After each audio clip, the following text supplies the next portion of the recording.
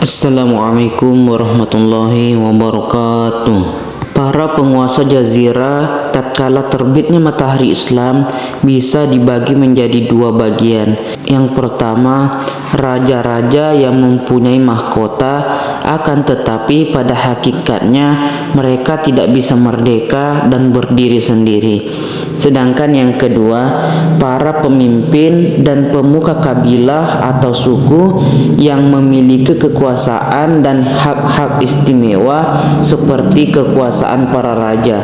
Mayoritas di antara mereka memiliki kebebasan tersendiri. Bahkan boleh jadi sebagian di antara mereka mempunyai subordinasi layaknya seorang raja yang mengenakan mahkota. Suku terdahulu yang dikenal di Yaman dari kalangan Arab Aribah adalah kaum Saba. Mereka bisa diketahui lewat penemuan fosil yang hidup 20 abad sebelum Masehi. Puncak peradaban dan pengaruh kekuasaan mereka dimulai pada 11 tahun sebelum Masehi. Adapun perkembangan mereka bisa dibagi menurut tahapan-tahapan sebagai berikut ini. Yang pertama, abad-abad sebelum tahun 650 sebelum Masehi, raja-raja mereka saat itu bergelar Maghrib Saba dengan ibu kotanya Sarawah. Puing-puing peninggalan mereka dapat ditemui dengan menempuh perjalanan sehari ke arah barat dari negeri Ma'rib yang dikenal dengan istilah Khoribah. Pada zaman mereka lah dimulainya pembangunan bendungan yang dikenal dengan nama Bendungan Ma'rib yang sangat terkenal dalam sejarah Yaman. Ada yang mengatakan wilayah kekuasaan kaum Saba ini meliputi daerah-daerah jajahan di negeri Arab dan negeri di luar Arab. Adapun yang kedua, sejak tahun 650 sebelum Masehi hingga tahun 110 sebelum Masehi.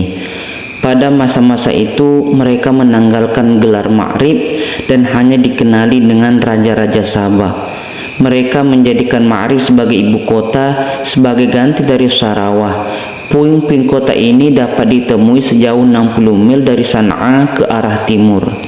Adapun yang ketiga, sejak tahun 115 sebelum Masehi hingga tahun 300 Masehi. Pada masa-masa kabilah Himyar dapat mengalahkan kerajaan Sabak dan menjadikan Raidan sebagai ibu kotanya sebagai ganti dari Ma'rib.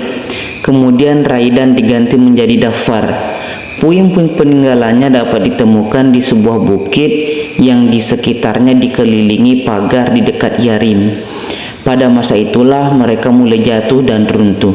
Perdagangan mereka bangkrut sebagai akibat dari perluasan kekuasaan kabilah Nabat ke utara. Ini sebab pertama. Sebab lainnya karena bangsa Romawi menguasai jalan-jalan perdagangan lewat laut.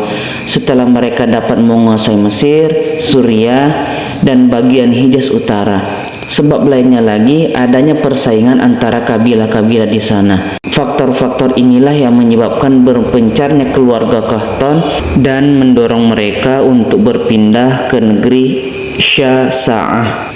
Adapun yang keempat, sejak tahun 300 Masehi hingga masuknya Islam ke Yaman. Pada masa-masa itu sering diwarnai kekacauan, keributan, revolusi, peperangan antar suku yang justru membuat mereka menjadi mangsa bagi orang luar, hingga kemerdekaan mereka pun terenggut. Pada masa itu bangsa Romawi masuk ke Aden. Atas bantuan bangsa Romawi pula orang-orang Habasyah bisa merebut Yaman pada awal tahun 340 Masehi, yang justru disibukkan persaingan antara kabilah Hamdan dan Himyar. Penjajahan mereka berlangsung hingga tahun 378 Masehi, yang kemudian Yaman bisa mendapatkan kemerdekaannya lagi. Tetapi kemudian bendungan Ma'rib jebol hingga menimbulkan banjir besar dengan istilah Sailul Aram pada tahun 450 atau 451 Masehi. Setelah itu disusul satu kejadian besar yang mengakibatkan ambruknya peradaban mereka dan mereka pun terpecah belah. Pada tahun 523 Masehi, Zunuwas, seorang Yahudi, memimpin pasukannya menyerang orang-orang Masehi, para pengikut agama Isa Al-Masih. dari negeri Najran dan berusaha memaksa mereka meninggalkan agama Masehi. Karena mereka menolak, maka Zunuwas membuat parit-parit besar yang di dalamnya dinyalakan api, lalu mereka dilemparkan ke dalam api hidup-hidup. Kejadian ini membakar dendam di hati orang-orang Nasrani dan mendorong mereka untuk memperluas daerah kekuasaan dan penaklukan yang dimotori Imperium Romawi untuk menguasai negeri Arab. Mereka akhirnya bekerja sama dengan orang-orang Habasyah dan menyiapkan armada lautnya. Ada sekitar 70.000 pasukan dari penduduk Habasyah yang turun dan mereka menguasai Yaman untuk kedua kalinya, yang dikomandani Aryad pada tahun 525 Masehi. Aryad bercokol di sana hingga akhirnya dia dibunuh Abraha, anak buahnya sendiri, dan dia menggantikan kedudukan Aryad di Yaman setelah meminta restu rajanya di Habasyah.